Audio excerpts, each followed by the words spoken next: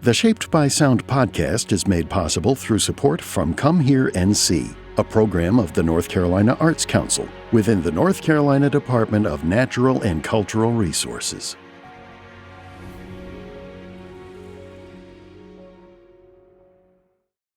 I guess you can't see them. We're not supposed to see the bottoms of these either? Okay. It's all fine. Cool. Magic of yes. Ooh, yeah. Yes. Oh, gosh. Ah. Okay. Oh, okay, God. there we go. It's going. Okay. I'm really blowing it. I guess, but whatever is meant to be, right? That's the point of exactly. it. Okay, yeah. Not, I need to take a step back here. But it's hard to do that sometimes. So you're like, what if it's different from what I want? Okay, why don't you cut it? Okay. Okay.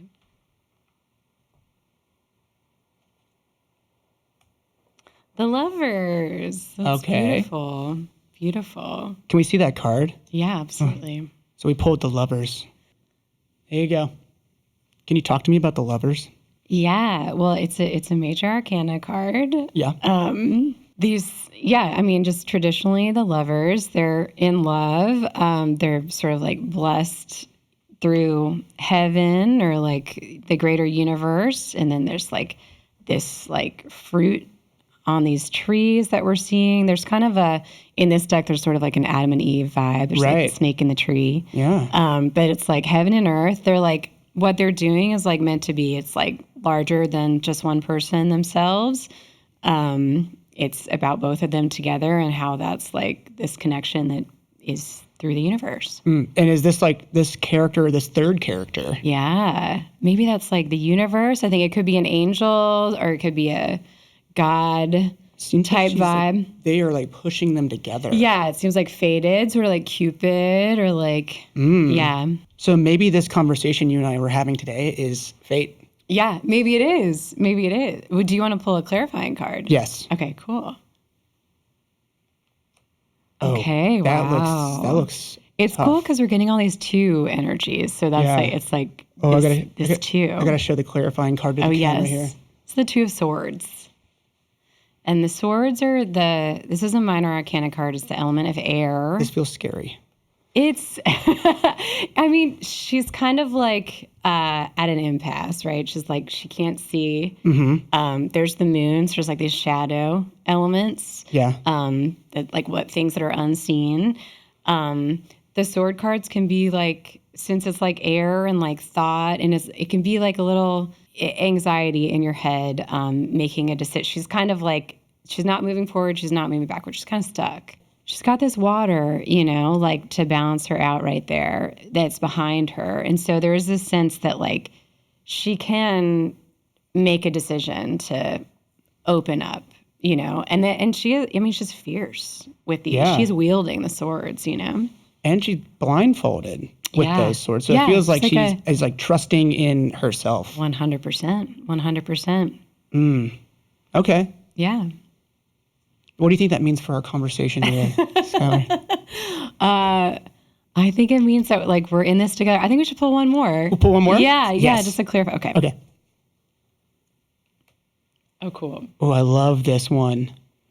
Just because I'll be honest with you, as a total newbie, I'm loving the outfit here on this one. I'm sorry. 100%. I gotta show our audience here. We pulled the Knight of Wands. This is a triple clarifying card? Yes. Well, or at this point, we're just doing a three card reading. But okay. What's your interpretation of the Knight of Wands? Well, the wands are fire, the element of fire. Mm-hmm. So I love that because I'm a Leo, which is a fire sign, and so I'm always like excited when the wands show up. The Knight is like leading the charge. Yeah, he's got a cool outfit. The Knights are always like, yeah, they're adventurous. They're going out. There's like, they can be defending, but they're sort of like, leading the charge. From him, I like how much his horse is in the... Yeah, a lot of horse. A lot of horse in the card. Big horse. What is he? Yeah, he has a lot of like plumage. What is he holding there? That is the wand. That's like, or a rod. Yeah. That's like the... It looks like a tree branch. What the wand is. Exactly. I'm wondering if that goes back to our little lovers over here. Yeah, there's trees in there too. Yeah, we're getting the air, we're getting the fire. And then we have like all of it going on in the lovers card. So that's cool. I think we're collaborating together. We're like going to go with our intuition. We're not going to let it keep us stuck there. We're going to have the movement of the night. Okay. Do you think we might get defensive? I hope not, because this is like in the middle, right? So if this is where we're ending up, I think we're going to like charge through confidently and with flair. Yes. On that, I think we should get into this conversation. Should we leave the cards out, maybe? Or do we put them away? I don't know. Maybe let's leave our first card out. How about that? I love that. How about that? Yeah. Cool.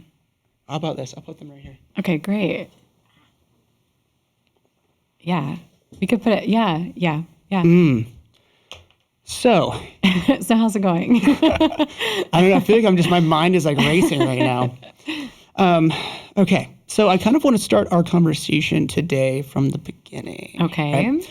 You said that you've, felt like as a young girl that you felt like you were supported and sort of nurtured within your creative curiosities, right? Can you kind of talk to us a little bit more about that? Yeah, I was really lucky in that regard. My family's very creative. My parents are, not professionally, but just like very musical. My brother, also very artistic. He's younger than me. And we just, from like an early age, were just encouraged to take our artistic ideas seriously. Like there was a piano. My dad plays the piano. That was always around, and we could just like play on it whenever we wanted to. I grew up in Ashland, Virginia, in the woods, and my parents used to like invite all of like these kids from school for like 1 week in the summer to come put on these backyard variety shows. So we'd do like songs, or like people would do like write plays and stuff, and like do little skits, and just like little kids. The idea of like starting that at the beginning of the week and like then we put on the show at the end of the week with the like for the parents and stuff. Yeah. And that was like really powerful, because it was just like you can do whatever you want, and it's just like with whatever you have around and whoever's around, right? You can like make the vision come to life. And then it took place like in our like at the edge of the woods in our backyard. So there was just like 2 trees, and my dad would like hang some cord and like some like a sheet like over the like cord between the trees, and that was like the stage. So it was very much, I think, made us feel like we could just make whatever we wanted to. It seems like that really kind of would bring a lot of confidence in being creative. Totally. Right? Totally. And do you think that sort of like gave you that, I guess, ability to like feel like, hey, like we can go out and play, and it can be more than just play. It can just like be mind expanding. Right? Absolutely. And like I think the fact that happened like from a very early age just made me not even know that like, there was nothing to overcome. It was just like sort of like a way of existing in the world, just like thinking about things like that. I'm wondering how that has impacted you as an artist today. Yeah. Like thinking about you as a young kid and sort of like exploring a bit. Yeah. How has that kind of impacted you right now and what you're doing? Yeah. Well, I think that like the nature element of that, like growing up in the woods and like having the stage sort of be there in the woods, in the forest, just like made it feel like that was a part of that was like one of the characters that you were like playing with, So I think like that like engendered this relationship with nature in that way that is still very much, I think, like where I got a lot of inspiration and go to like ground, and always kind of maybe trying to find the next exciting idea and explore in that way. That there's like a like temporality to it. It's like very quick, it's like, and you're sort of like, okay, you do that thing, and like, what's the next thing? Like being a little less precious about things. So it's been very impactful for you because it makes you feel like you can explore as many things as you want. Absolutely. And also ask your friends to do crazy things. Yeah. Let's go hang out with the bed sheet. Yeah, let's go hang out. Yeah. Do you want to like wear this weird costume and stand here and like do some weird motions, and we're going to get it on camera and be like, okay. Because, I think as an adult, you don't get as many of those opportunities unless it's, unless you're pursuing that, you don't really get as many opportunities to to do that. Yeah. And do you think that sort of impacted your music directly, the music that you're making? Definitely. The location of where I grew up, thinking about my last record has had like a big effect on what is like interesting to me artistically, in that where I grew up is this small town on this road called Yankeetown Road, where the Yankees camped during the Civil War. So there were like, bullets in our backyard that we would find from the Civil War. And like the past felt very, very present and like tangible. Yeah. That I think was like a lot of what I was thinking about and like writing this record recently, or like how that lives in the land or like in our surroundings, and how we interact with it. And it feels like, so where you're from sort of directly influenced you in that way because of the physicality 100%. Of it. Yeah. The physicality. Yeah. Yeah. Where do you think, like, beyond just like finding things on the ground and holding like the physical objects, like where do you think creativity comes from, especially for you? Like, where do you find inspiration from? I think it's the same, like, it's like I think it's the same source, or even, all of it, the same source of like all creation. I think it's like Mary Ruffalo calls it like a riling. Okay. But like, I think it's that same impulse, like, like eating or desire. Like, I think it's just like very inherently human to like be able to tap into that source of like ongoingness. So you think it's sort of something like ethereal that's just out there that you can tap in, tap out? I do. Yeah. I do. Or it's like, yeah, I think it is out there. It's also in here. Uh-huh. But I do think it's like the source, like the energy of it is here that you go into. Do you think it's more of like a tuning into it? Yes. I think it's like a triangulation, like a song and like a person and the energy of whatever is like the greater energy of it. I feel like I often think about that as like a triangulation. It's like it's not, the song is like not necessarily mine, but it is like, since I'm like writing, since I'm catching it, who I am has an effect on it. But I don't think it's like inherently mine. I think songs and that energy source, whatever it is, are like, are everyone's. And once you've sort of grabbed onto it, tuned it to yourself, then it becomes your version of what that is. Yes. That must be a really special feeling when you've caught something or tuned into something that you think is really like exciting. Totally. Yeah. Totally. Can you tell us a little bit more about a time where that's happened for you? Sure. The last record, Country, I was like writing. There was like a guitar that was like very much involved. That is an old guitar my brother's. He like pulled out, and we were like playing on it. It very much felt like the songs wanted to like come through that guitar. It was kind of like a catalyst. I decided that I was going to call the record Country from that. Those sort of like Fire Country was the first song. It was like the initial hook into that, and then once I decided I was going to call it Country, the rest of the songs just sort of like, it felt like they were like in a cloud, sort of like here, and then I just had to sort of like pull them down. It like took a little bit of time, but it felt like that was very much a time where I felt tuned into this thing. I can speculate about what the circumstances were that like created that for myself, or allowed me to be as in tune as I was at that moment. But yeah. So for you, it could be inspiration can come from a guitar. It can come from anything. And do you feel like that sort of, once you find that inspiration, just like the cascade happens? Sometimes. Yeah. Sometimes, not all the time. Yeah. But it is always that chasing of that. For me, it's always the like sort of chasing of that magic of like, of the awe. Because it's like awe, essentially, is the feeling that I'm chasing. That is like sort of it can be a moving target. Sometimes the situations that like created it for you in one's, they don't work the second time necessarily. So you're always sort of like checking in. Yeah. How does it feel to have a song be almost a moving target for you?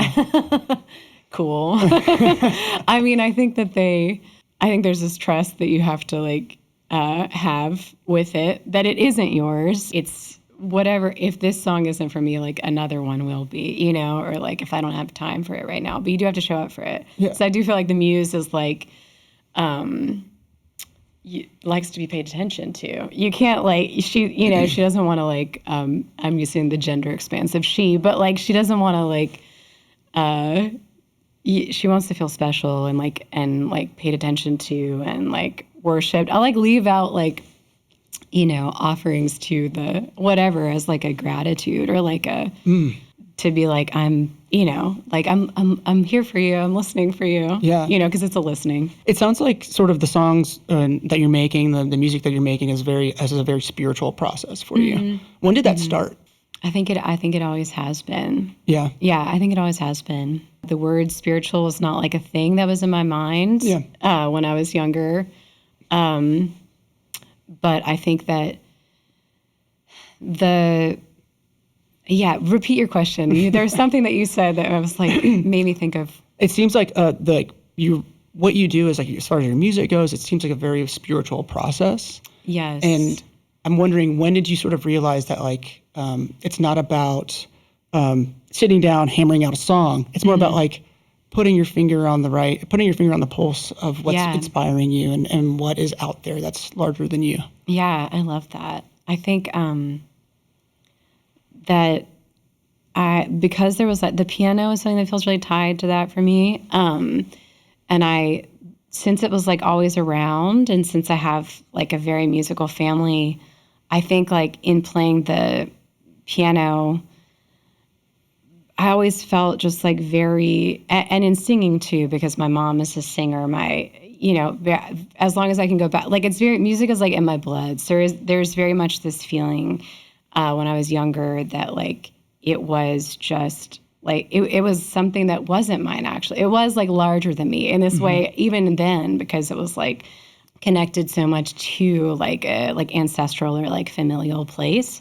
In almost a way of like, as I got older, like responsibility or like duty in this way. But when I was younger, very much just like, I didn't feel like I was, it felt very much like it kind of always, those were like the most like, those were the moments I sought of like that. I was always like drawn to that feeling. Mm-hmm. Yeah. What excites you by it though, I guess? Yeah. I think like you said, responsibility, right? Sure, it seems like that's pressure. Yes, I think it can be. Yeah. I think like that I've gone in and out of like places with it but that's like probably related more to like selling music, you know, or like the industry of music. Yeah, that's related to a lot of that. But I think because like, it was an opportunity to get to like pursue art professionally, which is something that like other people in my family were not able to do, you know? Mm-hmm. And I think that for various reasons, but I think that's that. But I think that like, what is it that draws me to it? I think like this feeling of connection, and that like life is amazing. Mm-hmm. Like, or it can't, you know, that like all this like machinations of like what we've made up in the world, you know, like we made tables, we made governments, we made microphones, like we made it all up. We can make up anything, you know?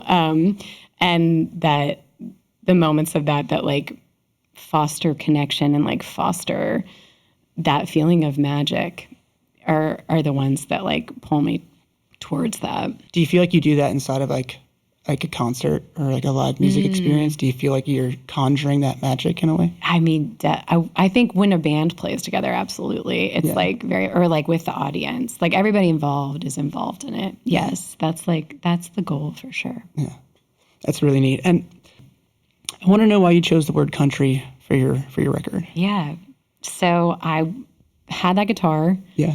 Or found that guitar, and I started playing what became the song Fire Country. And I, at the time, had a couple other songs I was kind of working on, and the word country was like in it. For some reason, it was just showing up. And I was like, I can't have the word country in this song. Like, it's got to be, I got to figure something else out, you know, because I already got that going on. And then some part of me was like, well, what if you just called it country? It's not a country record, but the name of it is country. Yeah. And that was like a really fun place to start from. And that's when the rest of the songs kind of showed up. And it felt like, okay, this is the journey right now. Thing to do. So within this record, it sounds like you're sort of stretching and expanding that idea of genre. You kind of just spoke to it just now, like this isn't a country record, right? But it does have this direct connection to place. Yeah. Right? Where I grew up, pretty rural, and there was very much this like identity in that area of like country, like being country or like listening to country music, which is like not something I got from my parents, but like something that I love from because where I grew up and just like where it was. And like seeing that and seeing it be kind of like an anti-establishment sort of identity, you know, like an anti, like especially in the South, a very like working class identity, and like a very like self-responsibility, like which is like the reality of where I grew up. But then like seeing the ways in which like that was a vehicle for like positive connection versus like something that was like oppressive, and just thinking about the like definition of country as like wilderness, and that is like opposite of like the seat of power was what I was thinking about for that word specifically, because the idea of country is something that actually isn't contained within a border or that is uncontainable, you know, and that's essentially what country can be. Yeah. For you, are you a character within that in a way? It sounds like in this record you're sort of on the journey there, right? Like, yeah, is that accurate? I think so, because like the medium of the song is kind of like there's the use of the I. So yeah, I think the character who's like, it isn't necessarily like one character is singing the song, but it's like the singer of a song is delivering with the first person. Yeah. This idea of this embodiment of different iterations of what that is. Now, also, so we drew the lover's card of the Terot deck. Yes. Can you talk a little bit about this record, country, and just romance? One of my favorite authors is Rachel Kushner, and in one of her books, The Flamethrowers, she talks about there's a character who's like, all songs are unrequited love songs, which is like a very bold statement to make, but I love that's like very wonderful for a thing to go on. But I do think there's some interesting emotional truth to that statement. There's a longing present always, and that is definitely present in a lot of the songs of country. But the longing is like love. It's many different types of love, but it is always kind of a love that's not totally. I mean, that is some of the more like interesting thing to like listen to, and like interesting thing to like when something's like sort of completed, it is a little bit difficult to like embody it on stage. But yeah. For what you've written inside of this record, does it feel like that love, the pursuit of it, that's a moving target in a way? Yeah, I think for sure. I think that like unrequitedness of it, or like inability to like resolve. And there's a lot of I'm a like big like Roman Greek myth nerd, but that is like in a lot of my writing. But there's the Odyssey, the Odysseus is sort of like could be a like character that's being explored, or like the hero's journey in a larger sense in the record. But he is like this character where it is very much, he's on his way home, but it's on his way home that he has all these journeys, right? All these adventures. And he like, that there's a Borges poem that was exciting to me at the time when I was writing this, where he talks about Odysseus, like this wild dog. And it's sort of like the point of view of Odysseus when he gets home, like what is there for him at home? You know, like there's this wonderful life in his family, but it's like, but is he Odysseus in this place, you know? Because he used to roam over the world like a wild dog is how he talks about him. But is it possible for this hero in the hero's journey and this adventure to have this sort of like settled, happy place? Is it happy for him? Is that a question that you're exploring inside of country for yourself? I'm sure subliminally that I'm sure it is. I think for a song like Nobody on country, that is like very much thinking about that Odysseus story. It's tied more to this idea of like, is it ultimately harmful to have the idea of the hero? Like, is it even like, a lot of that song is like, what are the like feminist like explorations of like, where are the women in the story of the Odyssey, and like what do they get to do? And it's like listening to it and me, identifying with Odysseus as the character, like that's the character I identify with in the story. Yeah. Then like, but like he's kind of there's like all these moments where you're like, is he that heroic? Like, is he just kind of like tricky? Is that something to want to have a place at, or place in? Is there an alternate way of existing? But yeah. So kind of going off of that, we're talking about Odysseus, we're talking about your hero's journey, right? Talking about Odysseus again. Also, I love the hero's journey, and I apply it to a lot of things that we do here for work, me too. which is really fun. But I wanted to talk a little bit about the stage and the aesthetic of your show, because we were talking to you about it initially and sort of workshopping what you wanted it to be, and you sort of said you wanted to create like an ocean and have it be at the edge of the earth, which feels very much of the Odyssey. What is it about that visual element that sort of inspires you?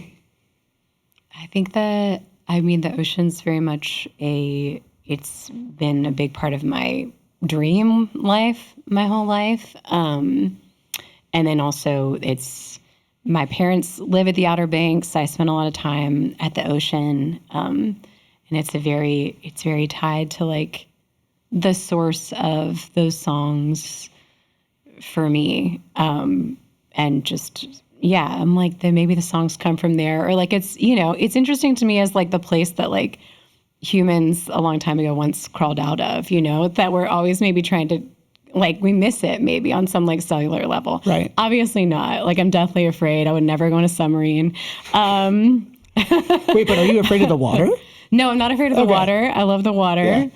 But I wouldn't, I wouldn't live under the water. No, I wouldn't live under the water. Okay. Let's get that off the table. Yeah. That it's like a terrifying, powerful place. But yeah, I think that is the power of the ocean is like similar, of course, to the power of like, fire or something, that it's like not controllable by humans, in one sense. And that in the way that like, we really try to control land, and obviously we try to control those other elements as well, but like, it is of this like powerful thing that in some ways humans haven't like conquered in this way that we like to believe we've conquered other things. And it's so, I love that the power of that feels very intriguing to me. Yeah. It's one of those things where as you were saying that, I was just thinking like, right, like we try and control holding back water, right? And then we have hurricanes. Right. Or we have, speaking of fire country, right? Like we try and control living in certain places, and yet it comes back to just totally wreak havoc on us. Right. It's nothing we'll be able to control. Right. Yeah. Which is amazing. It is like, amazing. It's really cool to not be able to control it. Right. Yeah. It'll, be hard for us in the long run if we, but yeah. And it feels in the like, short term. And the short term, yes. yeah. And we can do things to alter, but never control. Absolutely. Yeah. Yeah. And also, like, when we were talking through the aesthetic and sort of your inspiration for that, you kind of wanted to have something that we started at the end of the day and went through night and then came through into the daytime, into the morning. Why was it that you wanted to approach it that way?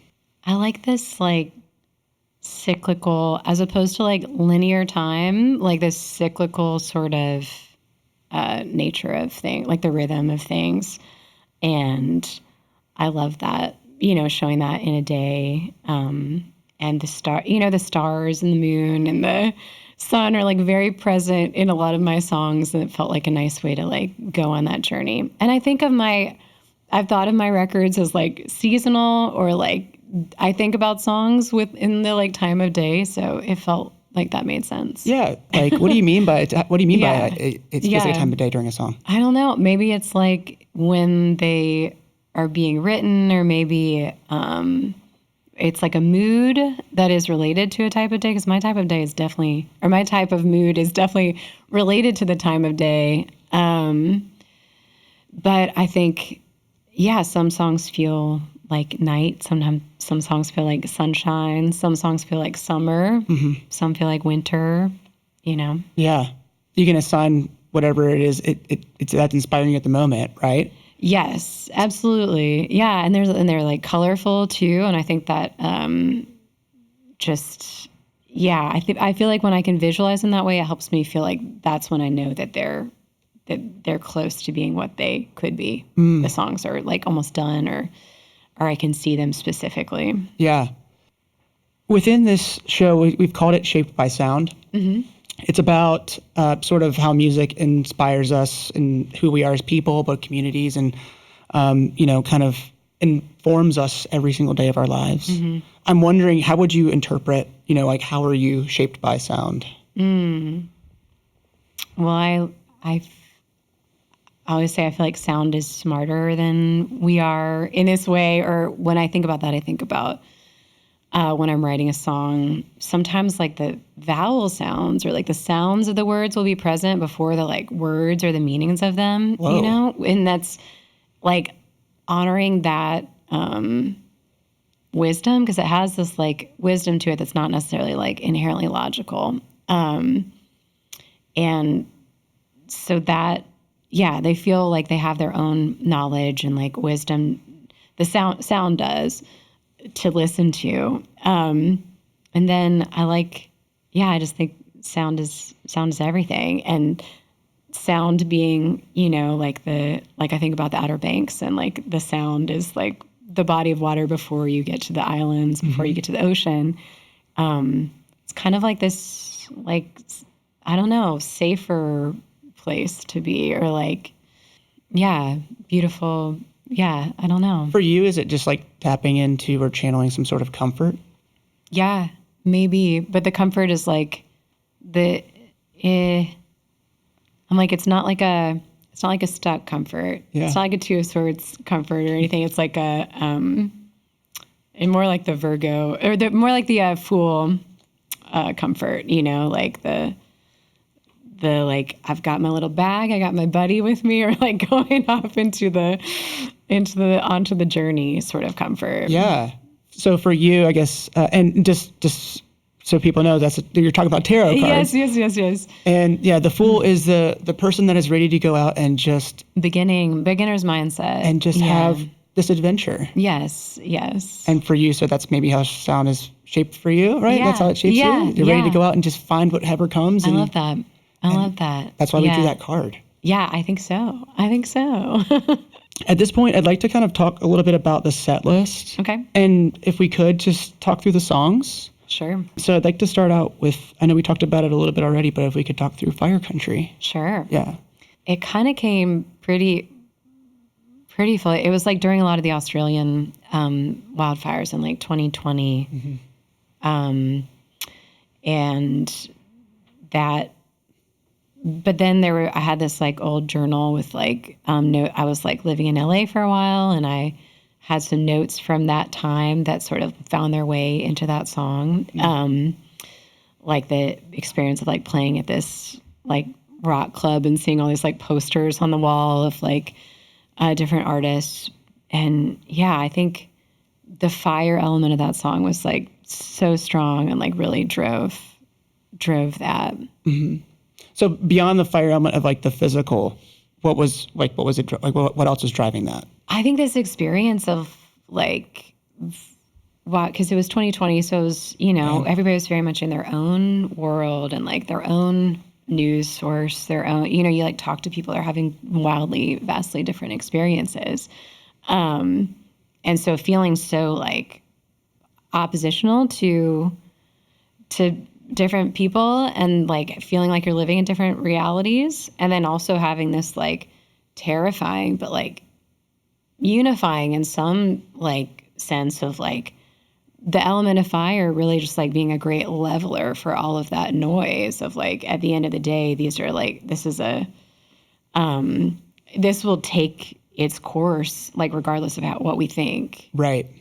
No matter what we bring into it, this is just, we can't control this. We can't control it, although we might be creating the circumstances that make it happen. But yes, we can't control the effects of it. Right.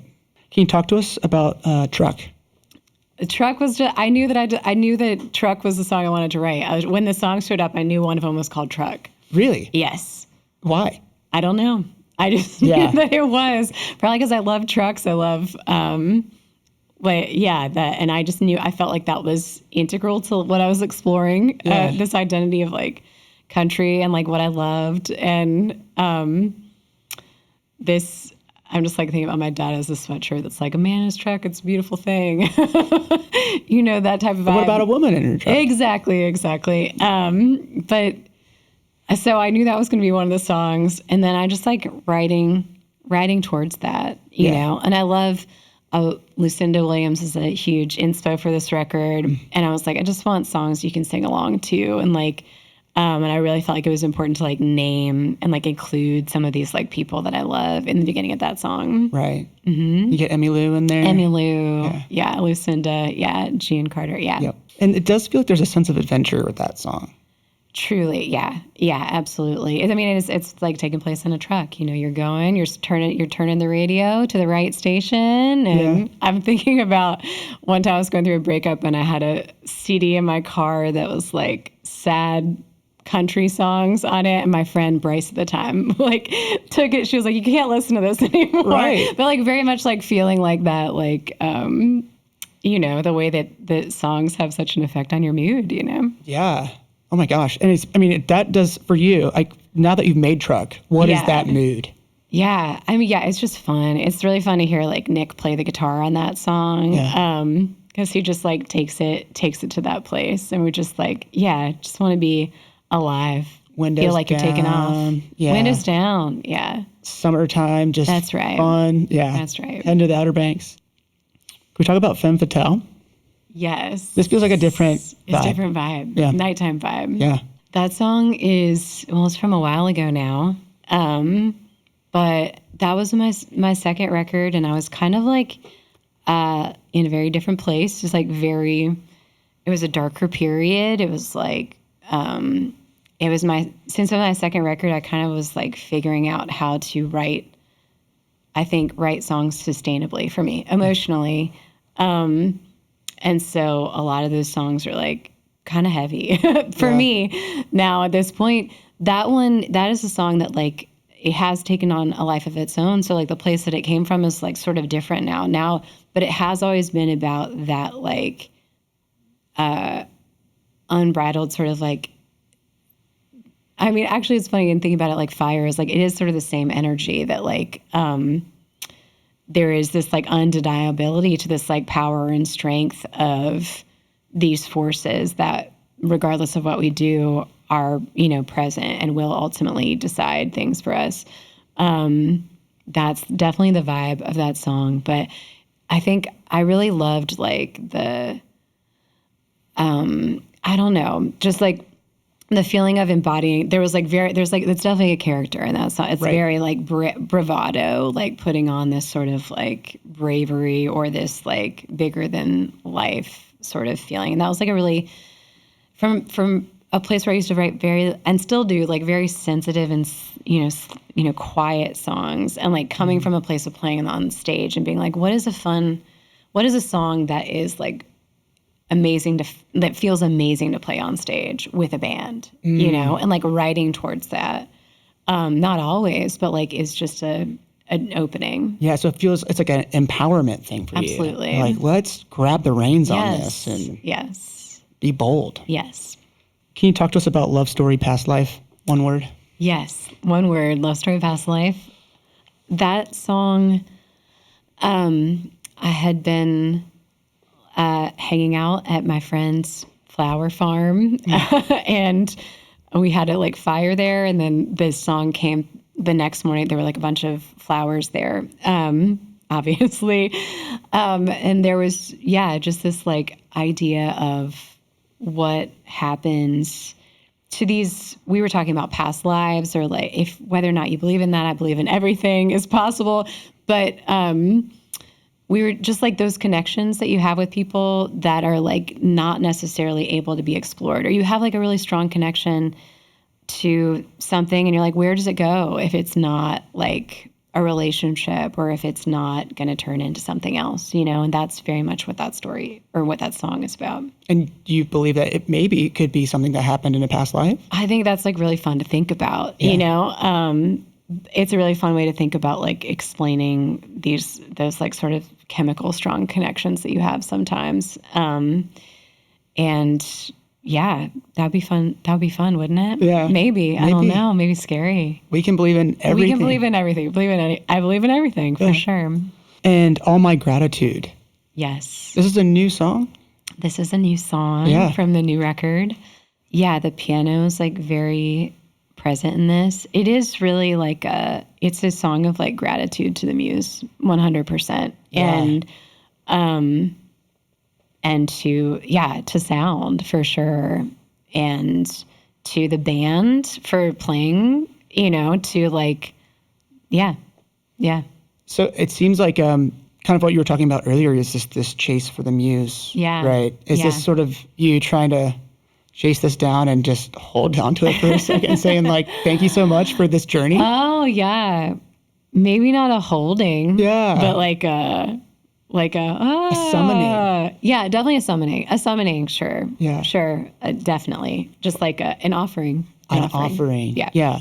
And the way that you approach the piano, it seems like to you said before that like that is sort of like this way to like start channeling something else. Yeah, do you feel like you're doing that specifically in this song too? Definitely. I think, I mean, the piano is it's just all instruments are like this, but it's so big. It's so like, and you're like sort of placed yourself at it, and you're like, it has sounds and like overtones and things that like feel so, you just get like immediate gratification, in some ways from it. That's like really, it sounds dramatic in a way that's really appealing to me. Yeah. And lets me tap into that. And each piano is different, right? Yeah. There's something, it's cool. There's something fun and spooky and in that, right? Yeah, very, very.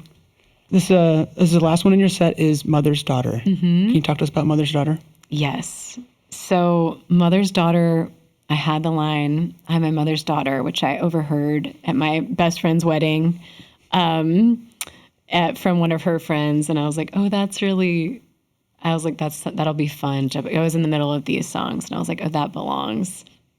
And then I just was thinking about all these sayings that my mom has or that are like, passed down in my family. And I was like, it'd be really funny to put those all in a song. And so that's what I did. That's basically what it is just this sort of description of like me and my best friend, we were growing up, but then also like the pieces of advice my mom would give. And you can have it all, just not at the same time. Yeah. And yeah. Oh, that's so cool. I feel like that happens with so many like adults where they just like have these little nuggets of wisdom that you can they'll just throw at you at all the time. Yes. So for you to be able to collect all of them. Yes, it's fun. It's nice because it kind of like works like a little charm that way too. You're just like, okay, I've got this song. It's like kind of got that container of all those little sayings, whether or not I want to listen to them or not at any point in time, Right. But, can you talk to us a little bit about your community here in North Carolina and what that means to you? Yes. I mean, North Carolina is just like a fantastic place to be an artist, I feel like. And the music community there's so many different people doing so many different things. Everybody is like very supportive of each other. It's very DIY. It's very like everyone should be involved. And that's just like incredible and incredibly fruitful. Like my band, we all live within like 5 minutes of each other for the most part, which is incredible to just like feel like you're walking through a neighborhood of like of your friends, like Matt, who plays drums with me, like one day just was like walking his dog Bobby down the street and was like, if you ever need anybody to play drums with you, we're like, okay, amazing. So like that's incredible to just like have that like sort of like very fertile ground like right around us, and people pursuing that just like makes more of it happen too. Do you feel like you've kind of gone back to, where you were growing up in Virginia in a way, where Absolutely. You're just having your friends over? And it totally feels like that. It totally feels like that because, it has that like joy and play to it. And like, it feels very specific to this area. And I don't know what the special, like makeup is of things that like make it like that, but it feels very much like North Carolina is that place for people. That sort of playground. Yeah, that playground. That's really cool. Skylar, thank you so much for being on the show. Thank you so much, James. Thanks for playing, and thanks for the tarot. Anytime. I'm learning, so. Well, we can learn together. We'll learn together. We'll be the fools. Yes. Perfect. Awesome. Thank you. Thank you. Thanks for joining us on the Shaped by Sound podcast. If you'd like to hear some of the songs we discussed today, you can find them on our website, pbsnc.org/shapedbysound.